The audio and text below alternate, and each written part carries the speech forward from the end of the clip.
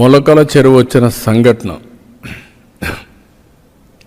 First బయట పెట్టింది మా వాళ్ళు లీడ్ తీసుకొని చేశారు. కానీ మూలాలకు పోతే కొన్ని షాకింగ్ వార్తలు కూడా వస్తున్నాయి. ఆ షాకింగ్ వార్తలు ఇప్పుడే నేను చెప్పను మీకు. ఇవన్నీ వాస్తవాలు బయట రావాలి. దీన్ని అంత ఈజీగా వదిలిపెట్టను.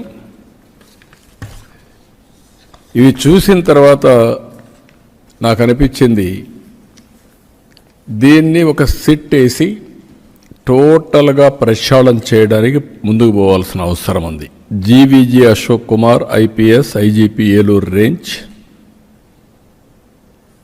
Rahul Dev Sharma IPS director enforcement provision and excise, K Chakravarthi IPS SP CID, Mallika Garg IPS ఇప్పుడు టెక్నికల్ మెంబర్గా ఉంది, అదే మరి ఆర్టీజీఎస్ కూడా పనిచేస్తుంది ఆవిడ్ని.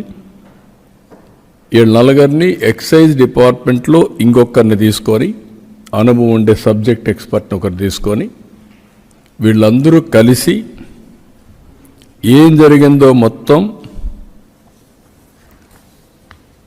ప్రక్షాళన చేసే దిశగా, తిరిగి ఎలాంటి నేరాలు చేయాలంటే వణుకు పుట్టేట్టుగా చేస్తాం.